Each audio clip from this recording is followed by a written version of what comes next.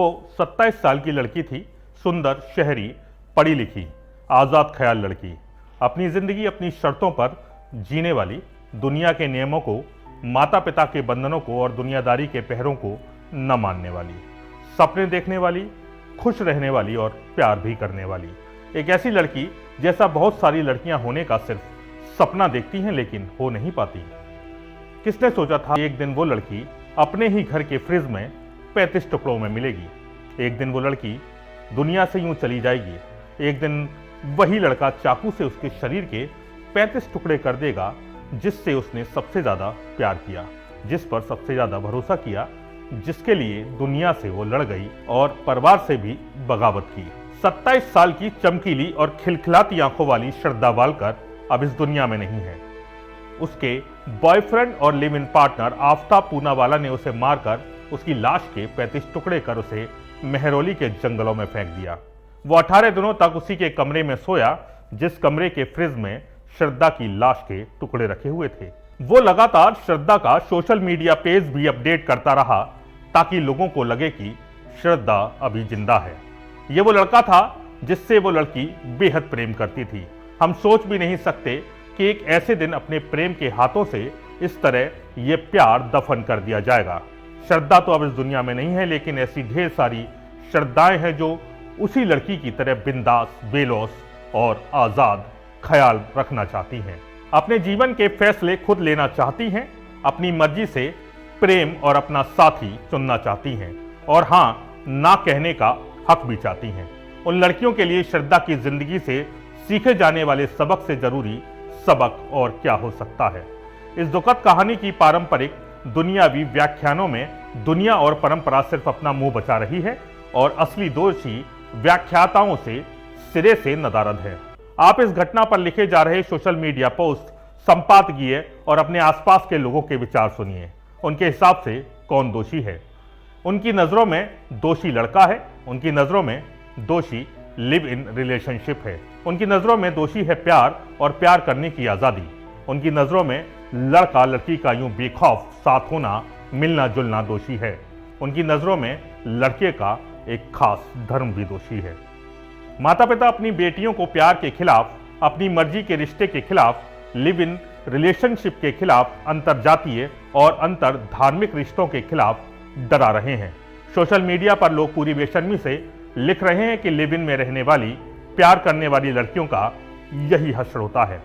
लोगों की सलाह भी है कि इन सारी तकलीफों से निजात का रास्ता है पुरानी पारंपरिक शादियों की तरफ लौट जाना, माता पिता का कहना मानना, शादी तक अनछुई कुंवारी रहकर उनकी मर्जी से उनके खोजे वर से शादी कर लेना। वो दोबारा पूरी बेशर्मी से परंपरा के सामने अदब से सिर झुकाने वाली उन सारी लड़कियों को अनदेखा कर देते हैं जो मायके से ससुराल जीती जागती गई थी और लाश बनकर लौटी, जो माता पिता के चुने सरकारी पतियों के हाथों मारी गई, जो दहेज के लिए जिंदा भी जला दी गई। वो उन कहानियों को भी अनदेखा कर देते हैं जहां प्रेम करने पर लड़की को खुद उसके माता पिता और भाइयों ने काटकर अपने ही घर के आंगन में गाड़ दिया और उस पर अब तुलसी का पौधा उगा रहे हैं। मर्द के हाथों औरत की हत्या कोई नई बात नहीं है। यूएन विमेन का डेटा कहता है कि पूरी दुनिया में औरतों के साथ होने वाले 70 क्राइम में क्रिमिनल परिवार और जान पहचान के ही लोग होते हैं। माता पिता, भाई, पति, इंटीमेट पार्टनर, कोई अजनबी आकर यूं ही एक दिन लड़की को 35 टुकड़ों में नहीं काट देता। वही करता है ये काम जिस पर वो भरोसा करती हैं। इन सब के माथे दोष मढ़ने वालों में सिर्फ एक ही पार्टी को इस दोष से मुक्त रखा गया है और वह है खुद श्रद्धा के माता पिता और उसका पूरा परिवार। श्रद्धा ने अपने परिवार की मर्जी के खिलाफ ये रिश्ता चुना था। लड़की ने अपने मन का किया तो माता पिता ने क्या किया? उन्होंने रिश्ता खत्म कर दिया, अपना सपोर्ट वापस ले लिया। लड़की ससुराल में हो या लिव इन पार्टनर के साथ वो मार खाती हैं, हिंसा सहती हैं, अब्यूज बर्दाश्त भी करती हैं, लेकिन लौटकर घर नहीं जाती, किसी से मदद नहीं मांगती। वो मुंह खोलकर कहती नहीं है कि वो खुश नहीं है। उसे बचा लो, कोई मदद कब तक मांगेगा? जब उसे पता होता है कि उसके साथ मदद करने वाला कोई नहीं है, जब उसे पता हो कि उसे कोई नहीं बचाएगा, वो दुनिया में अकेली पड़ गई है। यह इंसान का स्वभाव है कि असुरक्षा महसूस होते ही वह किसी सुरक्षित जगह की तलाश करता है। आग से हाथ जलने पर पानी को ढूंढता है, बारिश होते ही छांव को ढूंढता है। बच्चा चोट खाते ही मां की ओर भागता है, लेकिन ये औरतें ही हैं जो जहां मार खा रही हों, दुख सह रही हों, रोज मर रही हों, वहीं मरती रहती हैं। इस हद तक कि एक दिन मार डाली जाती हैं, लेकिन वो सुरक्षा की तलाश में नहीं जाती, वो मदद नहीं मांगती, वो खुलकर कहती नहीं कि मैं खतरे में हूं, आकर मुझे बचा लो। क्योंकि आपकी इस महान संस्कारी दुनिया में सुरक्षा और मदद नहीं है। यह सफलता, ये दोष ये आपका है, इस समाज का, परिवार का, संस्कारों के कुटिल, स्वार्थी और मक्कार जाल का दोष है। हर वो लड़की जो ससुराल में जिंदा जला दी जाती है, जो पति से मार खाती है, जो चुप रहकर सारे दुख सहती है, जिसका सिर फोड़ दिया जाता है, हड्डी तोड़ दी जाती है, जिसके सिर और कमर पर चोटों के निशान हैं, उसका दोष उसे मारने वाले लड़के से कहीं ज्यादा उसके माता पिता का, परिवार का, समाज का और इस दुनिया का है, जिसने इस लड़की को इतना अकेला छोड़ दिया, जो कभी मदद को आगे ही नहीं आई। इन घटिया, दोहरे, सामंती और मर्दवादी मूल्यों का जिसने मर्द के द्वारा की जाने वाली हिंसा को इतना नॉर्मलाइज कर रखा है। लड़कियां अपने घरों में पिता की हिंसा देखते हुए, मां को पिता के सामने अपमानित होता देखते हुए, भाई का रौब सहते हुए, सड़कों पर उनकी छातियां ताड़ रही मर्दों की गंदी नजर और सिनेमा में कबीर सिंह को अपनी गर्लफ्रेंड को थप्पड़ लगाते हुए देखते हुए बड़ी हो रही हैं। हमारा समाज हर कदम पर मर्दों की हिंसा को नॉर्मलाइज करता रहता है, उसे स्वीकार करता है, उसके लिए जगह बनाता है। वो लड़कियों को सिखाता है कि पिता के घर से डोली और पति के घर से अर्थी उठती है। वो हजारों खुले ढके तरीकों से औरतों को मर्दों के अहंकार, क्रोध और हिंसा को सहने और चुप रहने का पाठ पढ़ाता है। वो मदद का हर हाथ खींच लेता है, वो अपनी बेटियों को सहने और मरने के लिए अकेला छोड़ देता है।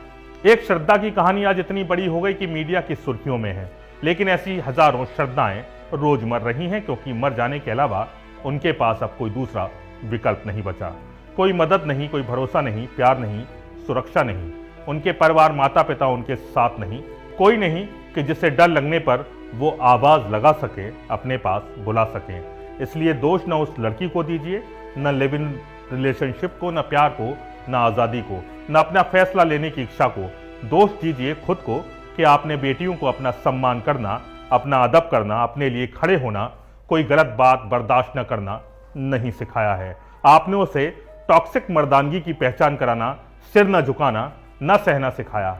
आपने उससे नहीं कहा कि कोई एक थप्पड़ भी नहीं लगा सकता, क्योंकि आवाज ऊंची नहीं कर सकता, कोई रौब नहीं जमा सकता, कोई तुम पर शासन नहीं कर सकता।